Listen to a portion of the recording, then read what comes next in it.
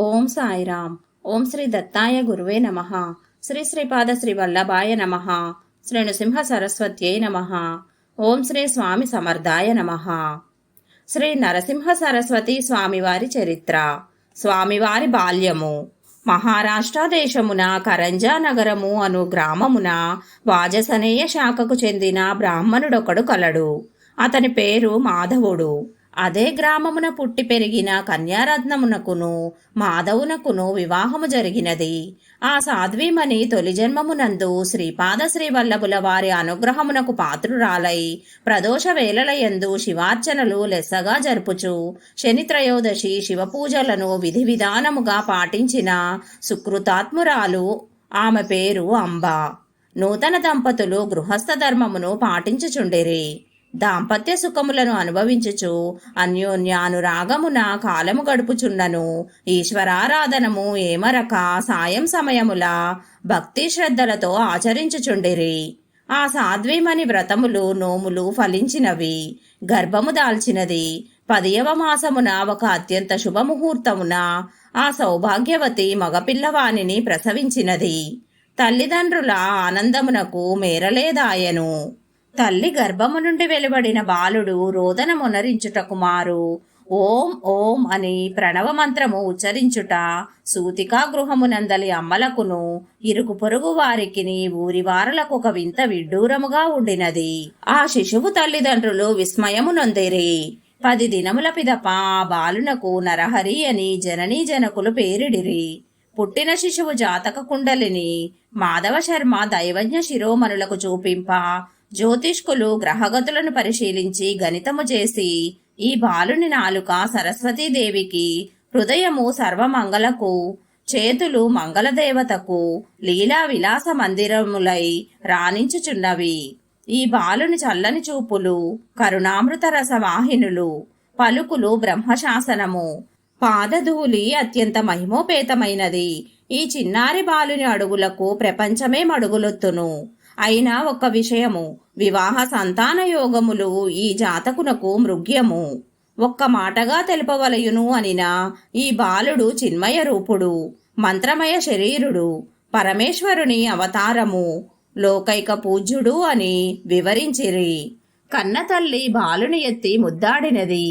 బాలునకు చాలినన్ని పాలు తల్లికి లేనందున ఆమె తన భర్తతో ఆవునో మేకనో పిల్లవాని పోషణకై కొని రమ్మని అన్నది.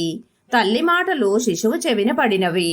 ఆమె ఎదపై తన వరదాభయ అమృత హస్తమును సోకించెను. స్తన్యము అవ్వారిగా పెంపసలాడినది. తల్లి ఆశ్చర్యమునకు అవధులు లేవాయను. ఆ బాలుని హస్తస్పర్శ యందు ఎనలేని మహిమయున్నదని ఎంచి భర్తతో వివరించినది. ఇట్లు నెలలు గడిచినవి. 3 ఏండ్లు వచ్చినవి. ఆటలు లేవు, మాటలు లేవు. ఆ బాలుడు ప్రణవమంత్రము నుచ్చరించుచునో లేక ధ్యానయోగమునందు విలీనుడై ప్రపంచమునకు అతీతముగా నుండును. ఆ బాలుడు మూగవాడని జననీ జనకులు వ్యతనొందిరి. ఇట్లు 7 ఏండ్లు గడిచినవి. 8వ ఏట ఒక దినమున నరహరి వారి ఇంటనున్న ఇనుప ముక్కను చేతబట్టుట మాతాపితరుల కన్నులారా చూచుచుండగానే ఆ ఇనుప ముక్క బంగారు కొడుపుగా మారినది. తల్లిదండ్రులు తమ కన్నులను తామే నమ్మజాలక తాము చూసిన దృశ్యమును ధృవపరుచుకొనుటకు నరహరి చేతికొక ఇనుప పాత్ర ఒసగిరి. స్పర్శవేదిని సోకిన ఇనుము బంగారమగునట్ల లోహపాత్ర మిసమిసలాడు పసిడి గిన్నె అయినది. మాధవ శర్మ దంపతుల ఆశ్చర్యమునకు మేరయే లేదాయను. ఆ పుణ్య దంపతులు ఆనంద జలదిలో మునిగి తేలుచు రెప్పలల్లార్పక నరహరి వంక చూచుచు తెప్పరిల్లు కొనునంతలో నరహరి చూపులు వారి ఇంటనున్న లోహపాత్రలపై ప్రసరించుటయే తదవుగా లోహమయ పాత్రలన్నీయు సువర్ణ భాండములైనవి. ఆ జననీ జనకుల బుద్ధికి అది ఒక అత్యంత దురూహ్యమగు ఘనతర కార్యము. నరహరి కథ యొక్క అత్యల్ప స్వల్ప విషయముగా నుండినది. 7 ఏండ్ల నాడు దైవజ్ఞ శిరోమణులు ప్రశంసలు, అమృతపు జల్లుల వంటి పలుకులు మాధవ శర్మ చెవులలో ఒక పరి ప్రతిధ్వనించినట్లయినది. మాధవ శర్మ దంపతులు నరహరిని వడిలో కూర్చుండబెట్టుకొని ముంగుర్లను సవరించి మూర్ధాఘ్రానమునరించి, తండ్రి నీ చర్యలు లీలలు ప్రతిభా విశేషణములు జ్యోతిష్కుల పలుకులు ఒకే విధముగానున్నవి. ఇందులకు నిదర్శనముగా నీ చూపులు కనకవర్షమును కురిపించినవి. నీ ముద్దు మాటలను విని ఆనందించు భాగ్యమును మేము నోచుకొనలేకపోతిమి అన్న దిగులు మమ్ములను కృంగదీయుచున్నది. సిద్ధ సంకల్పుడవగు నీవు దయతలచిన మూర్ఖులే కాదు, మూగవారలు సహితము ఆశు కవీశ్వరులు వేద పండితులు అగుట ఒక లెక్కలోనిది కాదు. ఆ విశ్వాసము పరిపూర్ణముగా మాకిప్పుడు లభించినది. నీకన్నా మాకిక దిక్కెవరు? పున్నామ నరకము నుండి తరింపజేయు పుత్రుడవే కాదు, పునరావృత్తి రహితమగు శాశ్వత బ్రహ్మలోకమును ప్రసాదించు పరమేశ్వరుడవు నీవనుట నిర్వివాదాంశము. తండ్రి, మౌనవ్రతం ఇంకెంత కాలము అని వ్యధనొందుచుండా నరహరి మందహాసమునరించి మౌంజీ బంధనము యజ్ఞోపవేత ధారణము అయిన వెంటనే మాటలాడుదును అని హస్తసంజ్ఞ గావించెను. పరమానందమున మాధవశర్మ దంపతులు నరహరికి ఉపనయన మహోత్సవమును కార్తాంతికుల వలన నిశ్చయించి ఊరివారికెల్లరకు ఆహ్వానములందజేసిరి. మూగవాడు 3 వేళలా నియమము తప్పక సంధ్యావందనం ఆచరించును అనియే కాబోలు మాధవశర్మ గాలిలో తేలియాడుచు గంతులు వేయుచున్నాడు అని వారు వీరెల్లరూ హేళనగావించిరి. ఏది ఏమైననేమి సుముహూర్తమున కన్నమున్నే బ్రాహ్మణులెల్లరూ విచ్చేసిరి. విధి విధానముగా యాజ్ఞికము నడిచినది. మాధవశర్మ పుత్రునకు బ్రహ్మోపదేశమునరించెను. గాయత్రీ మంత్రము ఉపదేశించెను. అటు పిమ్మట వటువు తల్లి వద్దకేగి భిక్షాందేహి మాతా భిక్షాందేహి అని పలికెను.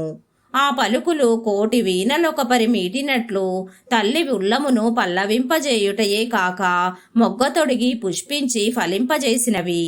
తల్లి ముఖకమలము 1000 దళములొకపరి విప్పారినట్లు వికసించినది. నిర్భరానందమున తేలియాడినది. తదనంతరము నరహరి ఋగ్వేద యజుర్వేద మంత్రములను ఉదాత్త అనుదాత్త స్వరిత ప్రచయములతో శ్రవణానందముగా ఉచ్చరించెను. సామగానమునరించెను. ఆ బ్రహ్మచారి నోట వెలువడిన వేదమంత్రములు కమల గర్భుని ముఖ కమలము నుండి జాలువారినట్లు సదస్యులను ఆశ్చర్యచకితులను గావించెను. సభాసదులు నరహరికి నమస్కరించి కడుపారా విందు భోజనం ఆరగించి తమ తమ నెలవులకేగిరి.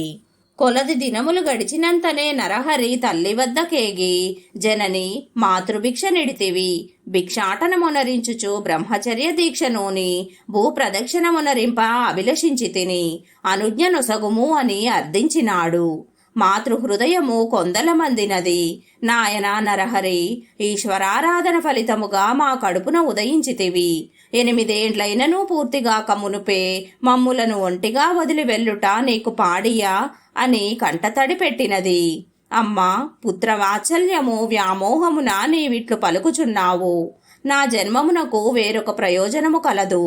ధర్మ మార్గమున ప్రజలను వర్ధిల్లజేసి భక్తి జ్ఞానములను ప్రజా హృదయమున వర్ధిల్లజేయు కర్తవ్యము నాకు విధాయకమై ఉన్నది. లేక లేక కలిగిన వాడినని పలికితివి.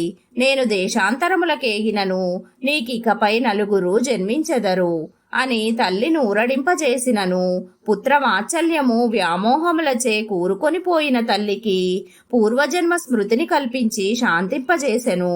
అట్లయినా తల్లి ప్రేమ ముప్పొరిగొన నాయన, నాకింకను 4 పుత్రులు ఉదయించెదరు అంటివి.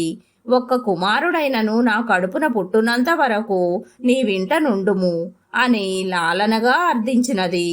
ఒక్కరేమి 2 పుట్టే వరకు నీ వద్ద నుండెదను అని సమ్మతించినాడు. 10 నెలలు గడిచినవి. ఆమె కడుపున 2 కవల పిల్లలు ఉదయించిరి. నరహరి మరలా తల్లికి శ్రీపాద శ్రీవల్లభుల రూపమున దర్శనమొసగి మీకింకనూ 2 కుమారులు 1 కుమార్తె జన్మింపగలరు అని తల్లిదండ్రులను సమాధానపరిచి బదరికాశ్రమమునకు బయలుదేరుచు తల్లికిట్లు తత్వమును బోధించెను. ఓం సాయిరాం. జై గురుదత్త, శ్రీ గురుదత్త.